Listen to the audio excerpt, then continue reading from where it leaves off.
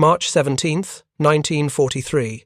Rechlin Experimental Airfield, Germany. The morning air carried the sharp bite of late winter as Hans-Werner Lerche approached the massive American bomber sitting on the tarmac. Captured Boeing B-17F, serial number 41-24585, coded DL+XC by German forces, represented something that fundamentally disturbed the Luftwaffe's understanding of modern air warfare. The aircraft's defensive armament bristled from every angle. 9 Browning 50 caliber machine guns, each capable of firing 750 rounds per minute, created interlocking fields of fire that covered virtually every approach vector. Lerche had flown nearly every aircraft type in Germany's inventory. If you're enjoying this deep dive into the story, hit the subscribe button and let us know in the comments from where in the world you are watching from today. As chief test pilot at Rechlin, the Luftwaffe's premier evaluation center, he possessed an intuitive understanding of aerodynamics and combat capabilities that few pilots could match. But standing before this captured fortress, studying its gun positions and armor plating, he confronted a tactical puzzle that defied German doctrine. American intelligence reports confirmed that formations of these bombers regularly penetrated hundreds of miles into occupied Europe. They flew in broad daylight, and according to captured crew testimony and signal intercepts, they often operated without fighter escort for significant portions of their missions. This was impossible. Every principle of aerial warfare that German tacticians had developed through 4 years of combat demonstrated that unescorted bombers constituted suicide missions.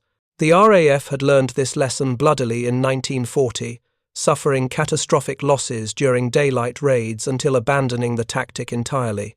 German medium bombers required constant fighter protection when operating in contested airspace. Yet here stood physical evidence that Americans were routinely violating these fundamental rules and somehow surviving.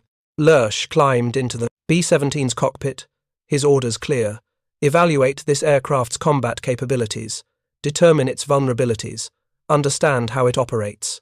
But underlying these technical requirements lurked a more profound question that would haunt German air commanders for the next 2 years. How could formations of these heavily armed bombers survive fighter attacks without dedicated escort?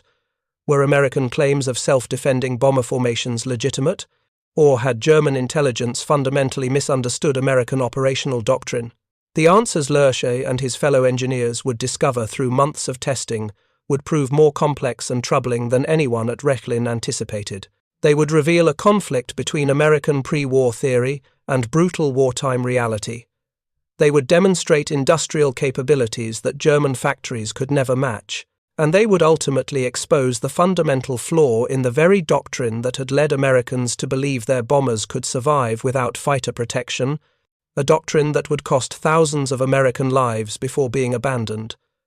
The story of captured B-17 seconds in German hands became more than a tale of technical evaluation.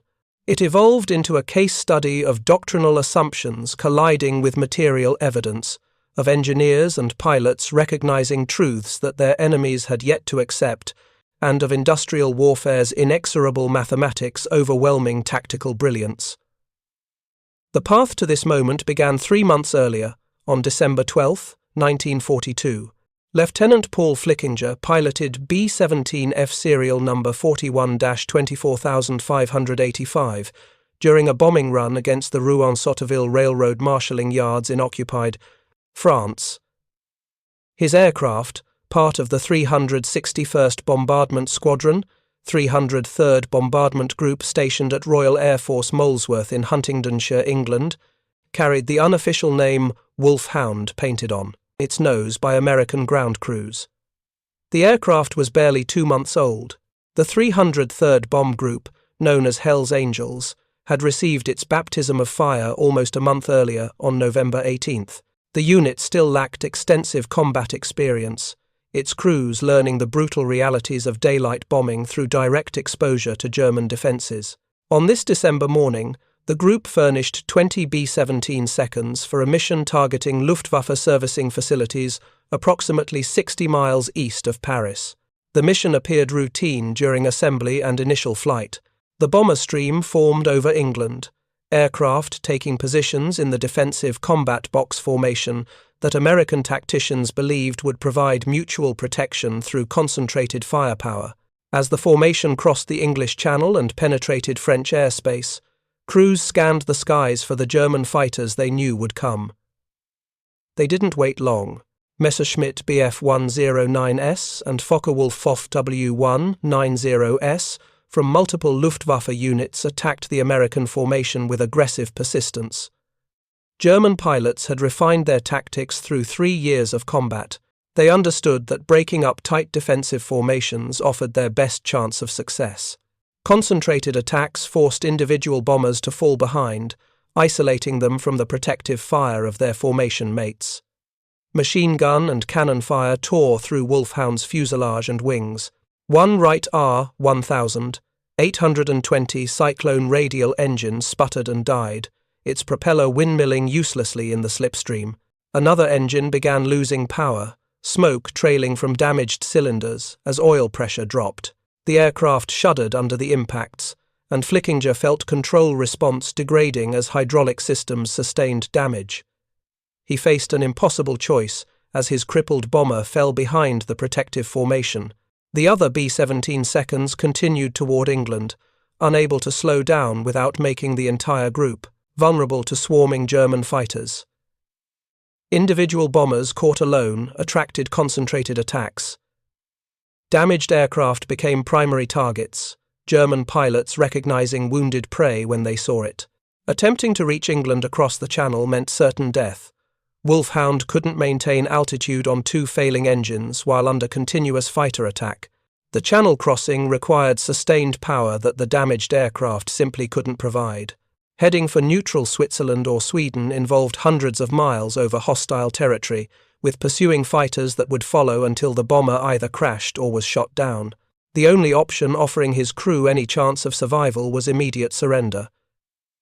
Scanning the landscape below, Flickinger spotted what appeared to be a suitable area near Leeuwarden in the Netherlands. A Messerschmitt Bf-110 night fighter from Nachtjagdgeschwader 1 had intercepted Wulf Hound and was directing the crippled bomber toward the airfield. The crew, recognizing that further resistance meant death, lowered their landing gear in the international signal of surrender. The German fighter pilot, understanding the gesture, began guiding them to Leeuwarden.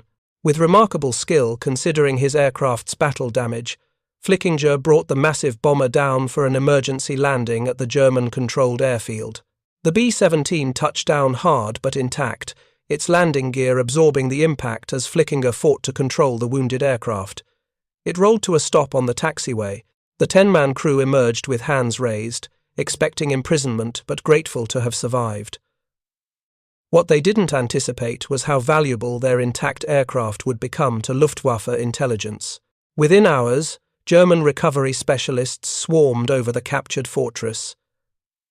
This wasn't just another crashed bomber to be stripped for scrap metal and souvenirs. This was the first B-17 flying fortress to fall into German hands in flyable condition, a complete example of American heavy bomber technology ready for comprehensive exploitation. Engineers photographed every system, every structural detail, every technological feature before the bomber could be damaged. The capture represented an unprecedented intelligence windfall.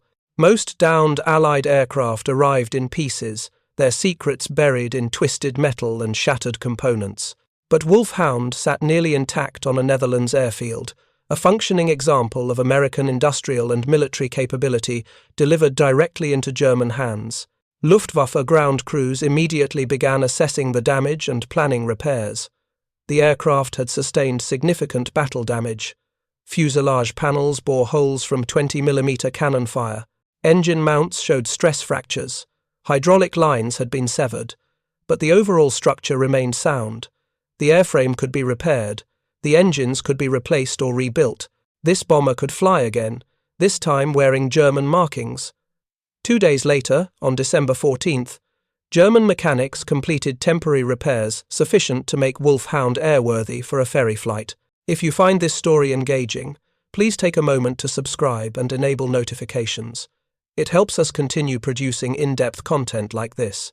Fuel tanks were topped off with German aviation gasoline captured from Allied sources or produced domestically. Workers painted German national insignia over American markings. Large black crosses adorned the wings, a swastika marked the tail, and the distinctive colours of Nazi Germany announced the bomber's new ownership. 2 Messerschmitt Bf-110 heavy fighters took position as escorts. A hand-picked German crew, selected for their experience with multi-engine aircraft, climbed aboard the captured fortress. The flight plan had been distributed to every Luftwaffe fighter base and flak battery along the route with explicit instructions. Do not engage the captured B-17. Do not fire on aircraft bearing German markings and escorted by Bf-110s on this specific route at this specific time. Despite these precautions and the clear German markings visible on the bomber, some Luftwaffe forces fired on their own captured prize during the flight to Rechlin. The incident highlighted both the German eagerness to destroy American bombers on sight and the difficulty of coordinating operations across fractured command structures in a military organization feeling increasing strain from fighting on multiple fronts. The nervous flak crews and fighter pilots, accustomed to shooting first at any 4-engine bomber, inflicted minor additional damage before recognition signals could be confirmed and the attackers called off. When Wulf Hound touched down at Rechlin after its circuitous flight from the Netherlands, it entered a world dedicated to understanding enemy technology. Located approximately 50 miles north of Berlin in Mecklenburg, Rechlin served as the central testing facility for all Luftwaffe aircraft evaluation. This was Germany's equivalent to Wright Field in Ohio or the Royal Aircraft Establishment at Farnborough in Britain. Every captured Allied airplane that could be repaired to flying condition eventually made its way to this secretive base. Here, German engineers dissected foreign technology, searching for weaknesses to exploit and innovations to counter. The facility employed hundreds of technicians, engineers, test pilots, and support personnel dedicated to understanding how enemy aircraft worked and how to defeat them. For 3 months following its arrival in mid-December 1942, Wulf Hound remained grounded while teams of specialists conducted exhaustive examination. Engineers removed panels to study structural design, marveling at the sophisticated stressed skin construction that gave the B-17 its legendary toughness. They measured skin thickness, analyzed alloy composition, tested rivet patterns and joining techniques. The construction methods revealed American manufacturing capabilities that extended far beyond what German intelligence had assessed. The defensive armament received particularly intense scrutiny. German engineers catalogued every gun position, measured fields of fire, calculated dead zones where attacking fighters might approach with reduced exposure to defensive weapons. 9 Browning M2 50 caliber machine guns represented significantly more defensive firepower than comparable German bombers carried. Each weapon fired at 750 rounds per minute with an effective range reaching 3,500 feet. The top turret mounted twin 50 calibers with 360-degree traverse capability. The ball turret beneath the fuselage, a remarkable piece of engineering, allowed the gunner to track targets through hemispherical coverage of the bomber's vulnerable underside. Waist positions on either side of the rear fuselage provided coverage of the beam approaches. A tail position covered the rear quarter. Single guns in the radio compartment and nose positions filled gaps in the defensive envelope, calculating the total firepower available in a formation of 18 bombers flying in combat box formation produced sobering numbers. Over 160 heavy machine guns capable of concentrating fire on any attacking fighter. This represented firepower density unprecedented in aerial warfare. No wonder American doctrine emphasized formation integrity. A tightly packed group of B-17 seconds created a defensive wall of intersecting bullet streams that should theoretically shred any fighter attempting to penetrate. The engines fascinated German technicians. Wright R-1820, Cyclone radial engines producing 1,200 horsepower each, gave the B-17F substantially more power than earlier variants. German engineers disassembled one engine completely, measuring tolerances and documenting manufacturing techniques. What they discovered provided uncomfortable insights into American industrial capability. Every component was machined to tolerances measured in thousandths of an inch. Crankshafts, connecting rods, cylinder barrels, pistons, all showed dimensional consistency across different engines. This level of precision manufacturing enabled true parts interchangeability. An American mechanic in the field could replace major engine components without fitting or adjustment. A cylinder from one engine would install directly into another engine without modification. This stood in stark contrast to German and European manufacturing traditions. German aircraft engines required skilled assembly by experienced technicians. Components were often hand-fitted to achieve proper clearances. Field maintenance demanded highly trained mechanics who understood how to adjust and modify parts to match specific engines. The American system eliminated the need for such specialized skills by building precision into the manufacturing process itself. The hydraulic systems demonstrated similar principles. German bombers used relatively simple hydraulic arrangements with limited redundancy. American engineers had designed multiple independent hydraulic systems with backup capabilities. Damage to one system didn't necessarily compromise others. This redundancy explained reports of badly damaged B-17 seconds returning to base, despite sustaining hits that would have downed comparable German aircraft. The oxygen system, the electrical systems, the bomb release mechanisms, every aspect of the B-17's design revealed systematic engineering approaches that prioritized reliability and maintainability. These weren't aircraft crafted by skilled artisans adapting components to individual airframes. These were products of industrial mass production, using standardized components manufactured to precise tolerances. German engineers compiled detailed technical reports documenting their findings. These reports circulated through Luftwaffe command structures, reaching fighter units, bomber commands, and industrial planners. The message was clear: American industrial capability exceeded previous intelligence estimates by substantial margins. The Americans weren't just building capable aircraft, they were building them in quantities that German factories couldn't match, while maintaining quality standards that German manufacturing methods struggled to achieve. By mid-March 1943, repairs and evaluation had progressed sufficiently for flight testing to begin. Hans-Werner Lerche received assignment as primary test pilot. Born in 1914, Lerche had pursued aviation from childhood, despite his family's limited financial resources.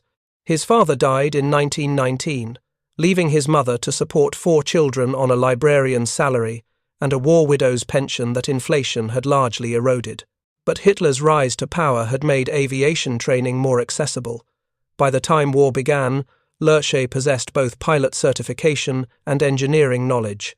His combination of technical understanding and intuitive flying ability made him invaluable at Rechlin. Throughout his career, he would fly over 125 different aircraft types, often without instruction manuals, relying on engineering principles and pilot instinct to understand unfamiliar machines. On March 17, 1943, Lerche entered the captured B-17's cockpit for his first evaluation flight. He had no American pilot's manual, no training documentation, no checklist created by Boeing engineers. He studied the instrument panel, identifying controls through logic and experimentation. Some systems proved straightforward. Others required careful testing at safe altitude to determine their function. The B-17's complexity exceeded anything in German bomber inventory. American engineers had automated functions that German aircraft required manual operation to perform. The turbo superchargers that gave the B-17 its high-altitude performance represented technology that German designers understood theoretically but hadn't implemented as effectively in production aircraft. Lerche advanced the throttles, feeling the right engines respond. The bomber accelerated down Rechlin's runway, gathering speed until the controls provided sufficient authority for rotation. He lifted the massive aircraft into the air, climbing away from the airfield as he familiarized himself with flight characteristics. The B-17 handled predictably, its controls well harmonized and responsive despite the aircraft's size and weight. Over subsequent flights, Lerche and other test pilots explored the bomber's performance envelope. They measured top speed at various altitudes, documented climb rates, tested maneuverability, evaluated control response. The B-17F could reach approximately 290 miles per hour at 25,000 feet. Its service ceiling approached 35,000 feet when lightly loaded. Maximum range with standard fuel load exceeded 2,000 miles. But the most important evaluation concerned defensive capabilities. How effective were those 950 caliber machine guns in actual combat? Could the defensive armament truly protect the bomber against determined fighter attack? German fighter pilots volunteered to conduct mock attacks against the captured B-17, approaching from various angles to test the defensive gun's coverage. These carefully controlled exercises revealed what combat reports had already suggested. The B-17's defensive armament created impressive firepower density, but significant vulnerabilities existed. Head-on attacks proved particularly effective. The early B-17F models lacked adequate forward-firing armament. A single handheld 50 caliber gun in the nose compartment provided the only defense against frontal approaches. German pilots discovered they could press attacks from 12 o'clock high or 12 o'clock level with reduced exposure to defensive fire. Attacks from below also proved relatively safe. While the ball turret provided some ventral coverage, its field of fire had limitations. Skilled pilots could approach from shallow angles that minimized exposure time while maximizing their own firing opportunities. The Germans also noted that individual bombers, separated from formation, became dramatically more vulnerable. The combat box formation's strength lay in mutual support.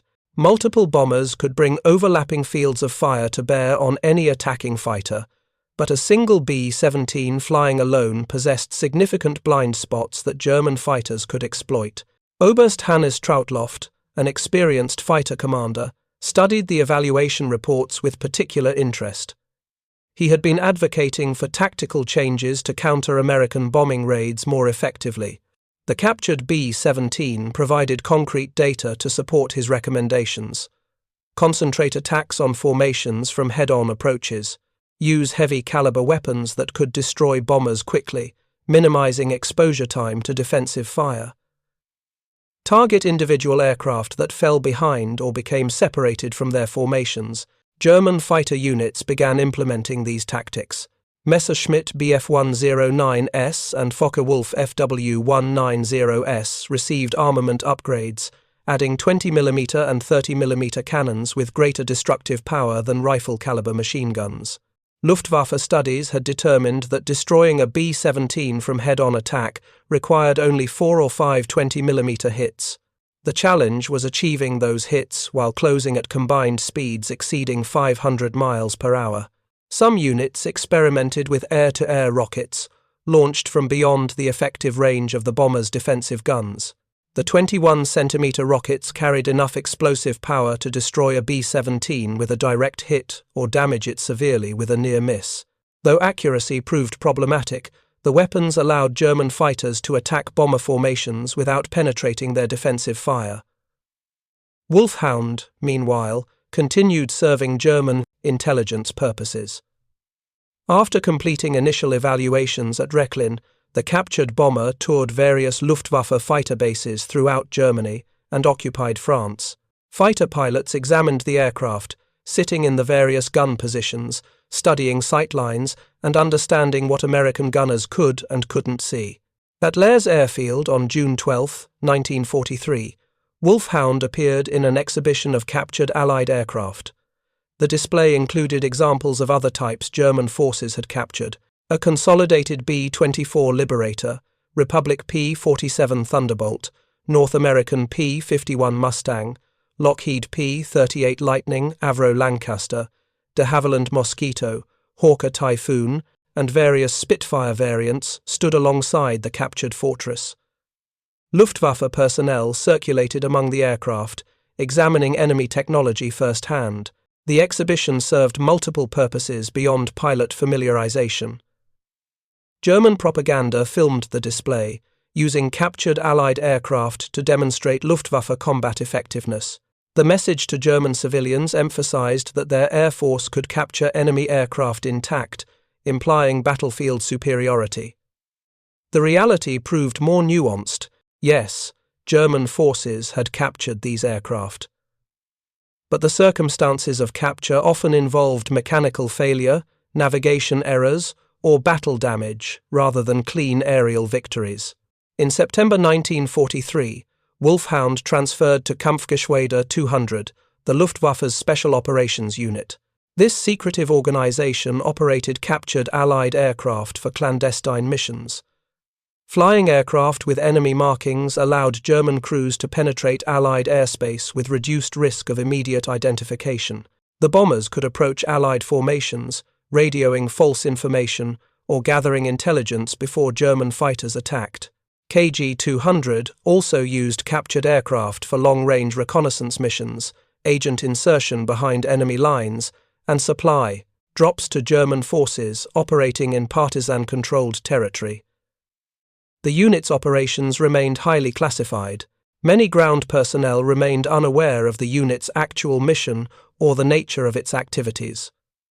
Wulf Hound received new coding, a 3+AE, identifying it as part of KG-200's operational fleet. The bomber flew various missions through 1944, though specific operational details remained classified even decades after the war. What is documented is that the aircraft continued serving German forces until April 6, 1945, when it was lost during a low-level ferry flight. The bomber crashed into a fog-enshrouded hill in Bavaria, killing its crew. By that point in the war, the intelligence value of captured B-17 seconds had been largely exhausted, but the most important lessons from captured B-17 evaluation extended beyond tactical countermeasures or technical specifications. German engineers and commanders had discovered something that contradicted the very foundation of American bombing doctrine. The self-defending bomber concept was fundamentally flawed. American pre-war air doctrine, developed through the 1930s, held that heavily armed bombers flying in tight formation could defend themselves against fighter attack. This belief stemmed partly from limitations in fighter technology during the interwar period. No fighter existed with sufficient range to escort bombers deep into enemy territory while maintaining the performance characteristics necessary to engage interceptors effectively. Rather than abandon daylight precision bombing because escort fighters didn't exist, American theorists convinced themselves that escorts weren't necessary. The bomber's speed, altitude capability, and concentrated defensive firepower would provide sufficient protection. Formation integrity became the key. Individual bombers might be vulnerable, but massed formations would create defensive fire so intense that attacking fighters would be destroyed or driven off. The British had tested this theory in 1940 during daylight raids over occupied Europe. The results proved catastrophic. RAF bombers suffered unsustainable losses until British commanders abandoned daylight operations entirely, shifting to night bombing despite the accuracy penalties that darkness imposed. But American doctrine persisted. When the United States Army Air Forces began operations from England in 1942, commanders remained convinced that their heavily armed B-17 seconds and B-24 seconds could succeed where British aircraft had failed. The Flying Fortress's name itself embodied this confidence. 1350 caliber machine guns in later variants. Surely no fighter could penetrate such firepower. The initial missions appeared to validate American confidence. Early raids targeted objectives in occupied France, relatively close to English bases, where fighter escorts could provide coverage for most of the mission. Luftwaffe opposition remained measured, German commanders conserving forces rather than committing maximum effort against what they considered secondary targets. But as American ambitions expanded, targeting industrial centers deep inside Germany, the weakness of the self-defending bomber doctrine became impossible to ignore. German fighters simply waited beyond the range of Allied escort fighters, then attacked the unprotected bombers with devastating effectiveness. August 17, 1943, marked a turning point. The 8th Air Force launched a dual strike against Schweinfurt and Regensburg, targeting ball-bearing production and aircraft manufacturing facilities. 376 B-17 seconds participated in the mission, flying well beyond the range of available fighter escorts. The bombers would be alone over Germany for hours, relying entirely on their defensive armament for protection. German fighter forces responded with maximum effort. Nearly every fighter unit in Western Europe launched sorties. The Americans lost 60 bombers, 20% of the attacking force. 564 airmen were killed or captured. Another 50 bombers sustained damage so severe that repair was economically impractical. The 8th Air Force's operational strength had been gutted in a single day. Bomber crews claimed to have destroyed over 200 German fighters. The actual Luftwaffe losses totaled approximately 25 to 27 aircraft. The enormous disparity between claims and reality reflected the chaos of aerial combat. Multiple gunners often fired at the same fighter, each claiming a kill when the aircraft went down. Damaged fighters that managed to return to base were counted as destroyed by gunners who saw them trailing smoke. The Germans immediately recognized what the captured B-17 evaluations at Rechlin had predicted. Concentrated defensive firepower created impressive but ultimately insufficient protection. Determined fighters pressing attacks from optimal angles could destroy bombers faster than defensive guns could stop them. Individual B-17 seconds possessed areas of vulnerability that skilled pilots could exploit. And formations, once disrupted, lost their primary defensive advantage. The Americans, however, remained committed to their doctrine. In October, they returned to Schweinfurt with 291 B-17 seconds. The planners had learned some lessons, adding additional fighter escort coverage for the outward and return legs. But the bombers still flew unescorted over Germany itself, the most dangerous portion of the mission.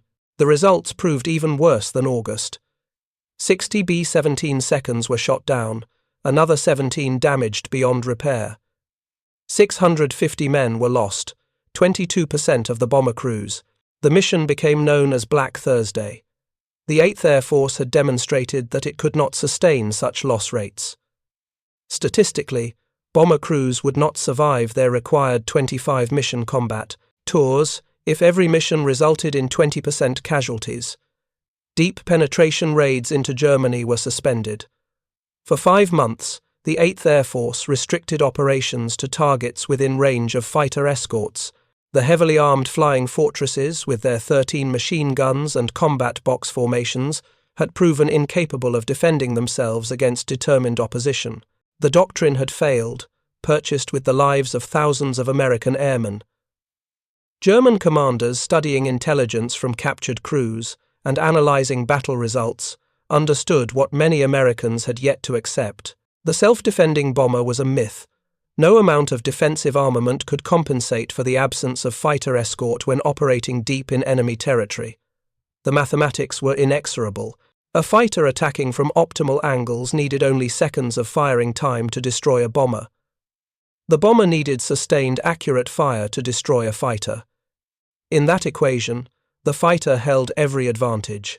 Hans-Werner Lerche, flying the captured B-17 through various test profiles at Rechlin, had recognized these realities early. The bomber flew beautifully, its engineering impressive, but sitting in that cockpit, vulnerable to attack from multiple angles, he understood that no amount of defensive guns could protect against fighters that chose their moment and approach carefully. The German test pilot would survive the war, living until 1991. He published memoirs documenting his experiences flying captured Allied aircraft. Throughout his career, he never crashed or seriously damaged any aircraft he tested, a remarkable record given the circumstances. His expertise made him valuable to Allied intelligence services after the war, and he contributed to several projects evaluating German aircraft for post-war air forces. But the most profound irony of the captured B-17 story lay in timing. German engineers at Rechlin had understood by mid-1943 that American bombers required fighter escort to survive over defended territory. They documented this conclusion in detailed technical reports. They demonstrated it through combat analysis. They proved it through testing. American commanders, meanwhile, remained committed to the self-defending bomber doctrine through most of 1943. Even after the catastrophic losses at Schweinfurt, resistance to abandoning pre-war theory persisted among some senior officers. The doctrine had been the foundation of American strategic bombing concepts for a decade. Admitting its failure meant acknowledging that thousands of airmen had died pursuing a fundamentally flawed strategy. The solution had existed theoretically since before the war began. Long-range fighter escorts could protect bombers throughout their missions, but multiple factors had prevented implementation. First, engineering challenges made developing fighters with both sufficient range and adequate combat performance extremely difficult. Range typically required fuel capacity that added weight, reducing maneuverability and climb rate. Combat effectiveness demanded lightweight and powerful engines, limiting fuel capacity and thus range. Second, doctrinal inertia persisted. Bomber advocates had argued for years that escorts weren't necessary. Shifting to admit they were wrong, that fighters were essential, undermined the political and budgetary arguments that had secured funding for heavy bomber programs. If bombers couldn't operate independently, their strategic value diminished relative to other weapon systems. Third, industrial priorities had focused on bomber production.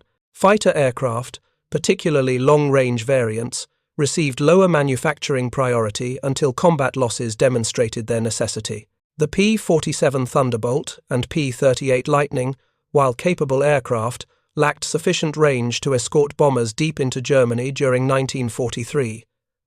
The British Spitfire's range limitations were even more restrictive. The aircraft that would ultimately solve the escort problem had ironically been designed for the British, not the Americans. In early 1940, as German forces rampaged across Europe, British purchasing officials approached North American aviation, requesting production of Curtiss P-40 Warhawk fighters. North American's chief designer, James Dutch Kindleberger, responded with an audacious counterproposal. Rather than build someone else's design, his company could create an entirely new fighter in the same time frame. The British, desperate for aircraft, agreed. North American's design team, led by Raymond Rice and Edgar Schmude, created the P-51 Mustang in an astonishingly short development cycle.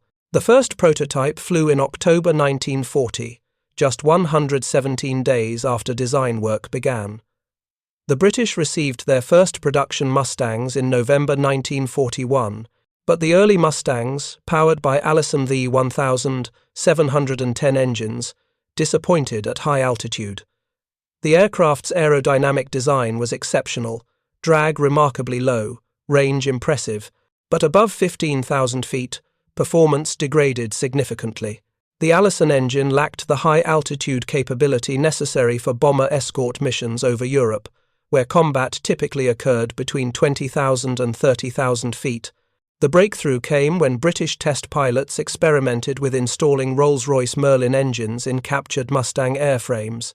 The Merlin's two-stage supercharger provided excellent high-altitude performance. Combined with the Mustang's aerodynamically efficient design and large internal fuel capacity, the Merlin-powered variant suddenly possessed everything needed for long-range bomber escort: high speed, excellent maneuverability, and remarkable range. American officials initially remained skeptical. The Packard Motor Company was already producing Merlin engines under license for British aircraft. Converting Mustang production to use Merlins would require substantial retooling and create complications in the supply chain. But test results proved so impressive that General Henry Hap Arnold, commanding general of the Army Air Forces, overrode objections and ordered immediate production of Merlin-powered P-51Bs. By December 1943, the first Merlin Mustangs arrived in England. The 354th Fighter Group, though technically assigned to the 9th Air Force for tactical operations, was immediately co-opted by the 8th Air Force for bomber escort duty. The Americans were desperate for long-range fighters. The disaster at Schweinfurt had made clear that resuming deep strikes required escort coverage throughout the mission. On December 13, 1943, P-51Bs flew their first long-range escort mission to Kiel, Germany. The bombers reached their target and returned with acceptable losses. Fighter pilots reported excellent performance from their new mounts. the Mustang could stay with the bombers to the target and back, while possessing performance characteristics superior to German fighters at combat altitudes. By early 1944, more fighter groups converted to P-51 seconds. On March 6, over 800 American bombers, escorted by more than 900 fighters, including substantial numbers of Mustangs, attacked Berlin for the first time. The mission, known as Big Week, marked the beginning of sustained operations against targets deep inside Germany, with continuous fighter protection. The impact proved transformative. Bomber losses, while still significant, dropped to sustainable levels. German fighters attempting to attack bomber formations now faced American fighters with the range to engage them throughout the mission. The Luftwaffe could no longer simply wait beyond escort fighter range before attacking unprotected bombers. More importantly, the new doctrine under Major General James Doolittle, who assumed the command of the 8th Air Force in January 1944, unleashed the fighters from close escort duties. Rather than flying tight formation with the bombers, Mustang groups ranged ahead, hunting German fighters wherever they could be found. The objective shifted from purely defensive protection to offensive destruction of the Luftwaffe. German fighter pilots suddenly faced an impossible situation. They had to attack the bombers to prevent industrial damage, but approaching the formations meant engaging American fighters with performance advantages at critical altitudes. Experienced German aces could still achieve kills through superior tactics and skill, but the average life expectancy for Luftwaffe day fighter pilots by mid-1944 measured in weeks rather than months. The Americans implemented systematic crew rotation policies that preserved institutional knowledge. Bomber crews completing 25 missions, later increased to 35 as loss rates declined, returned to training commands in the United States. There they passed combat experience to new crews, creating learning cycles that continuously improved tactics and techniques. Germany, by contrast, flew pilots until they died, were captured, or became physically unable to continue due to wounds or exhaustion. The different philosophies reflected different industrial realities. America could afford to rotate experienced crews because production provided steady streams of replacement aircraft and trained personnel. Germany couldn't spare anyone with combat experience. Every pilot capable of flying stayed on the line until killed or incapacitated. The mathematics of industrial warfare proved inexorable. By mid-1944, American factories produced aircraft faster than combat losses occurred. The Germans, facing continuous bombing of their own industrial centers, struggled to maintain production levels while also dealing with fuel shortages, raw material constraints, and transportation network destruction. The captured B-17 seconds in German service became witnesses to their own nation's defeat.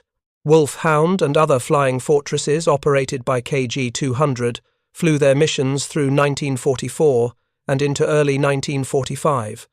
But by that point, the intelligence value had been exhausted. The Germans knew everything worth knowing about B-17 capabilities and vulnerabilities.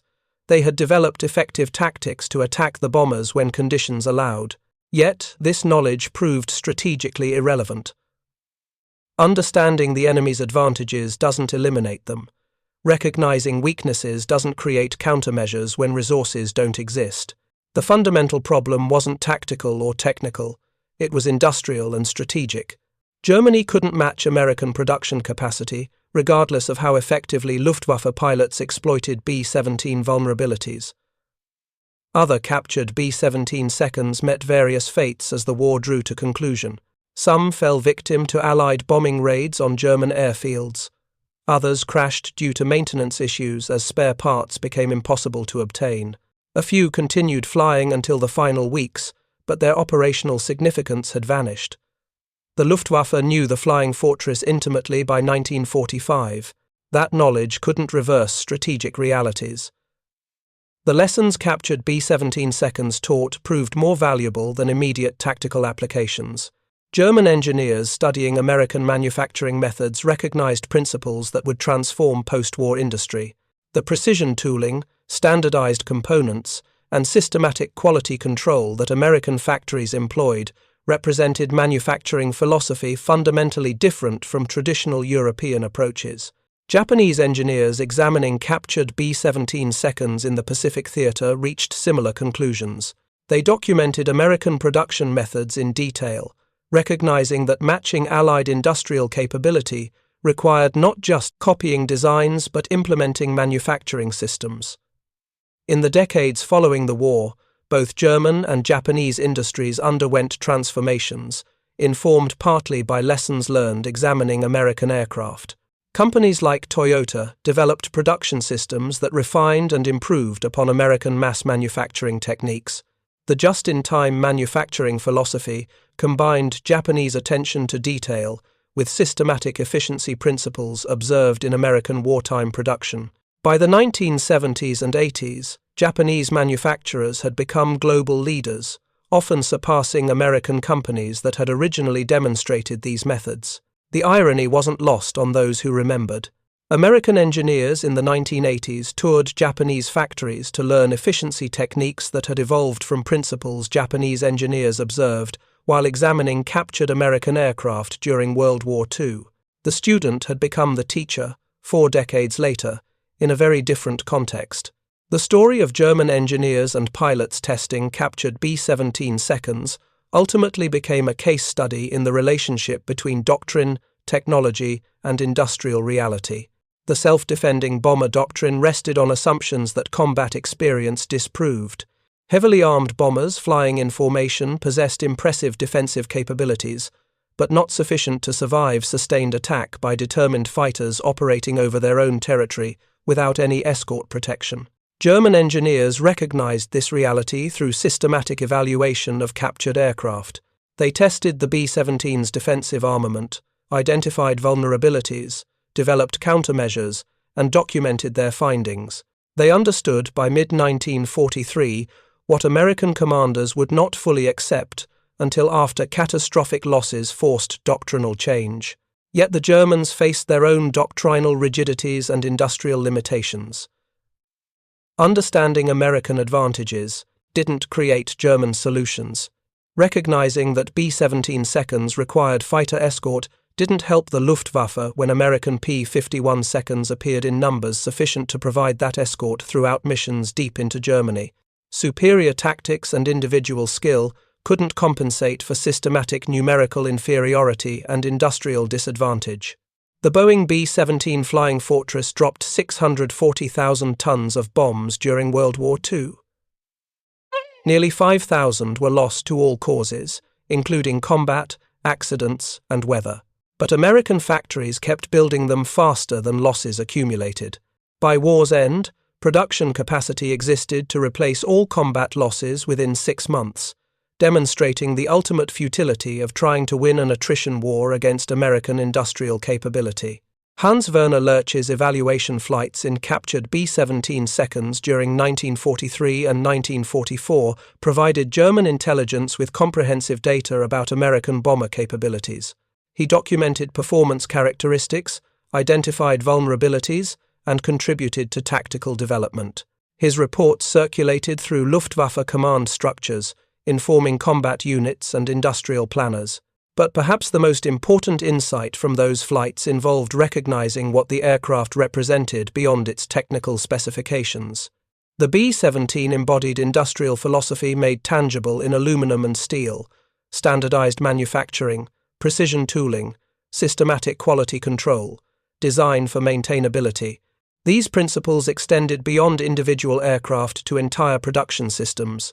The defensive firepower that impressed German test pilots represented not just armament but American industrial approach, overwhelming capability through volume of production, redundancy through multiple systems, reliability through precision manufacturing, all designed to ensure that enough bombers survived each mission to destroy their targets and return home, to fly again.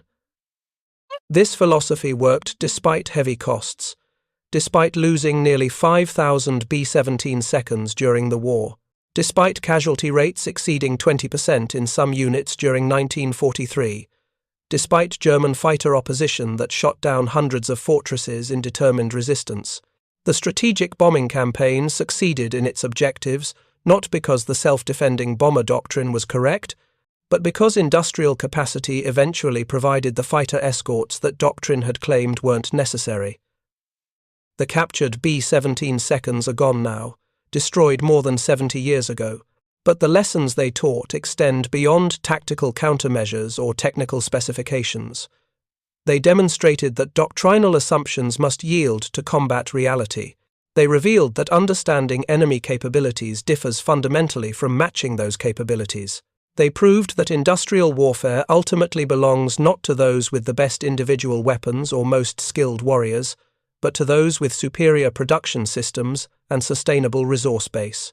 The story began in December 1942, with a damaged bomber making an emergency landing in the Netherlands.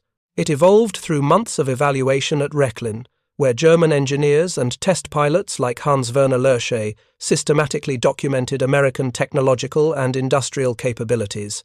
It manifested in tactical developments as Luftwaffe fighter units learned to exploit B-17 vulnerabilities through concentrated head-on attacks and heavy weapons. But it concluded with strategic realities that no amount of tactical skill or technical knowledge could overcome. The Americans eventually admitted their doctrine was flawed and implemented fighter escorts. The P-51 Mustang provided range and performance necessary to protect bombers throughout their missions. German industry, despite understanding American advantages, couldn't match production capacity while simultaneously fighting on multiple fronts and dealing with continuous bombing of its own manufacturing centers. The engineers who measured rivets and documented production methods at Rechlin in 1943 recognized truths that combat would soon confirm. Heavily armed bombers could not defend themselves against determined fighter attack without escort protection.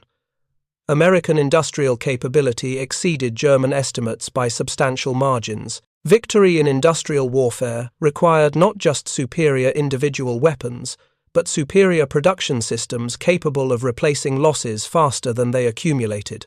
These lessons, learned through careful examination of enemy equipment during wartime, became foundations for understanding modern warfare's industrial dimensions.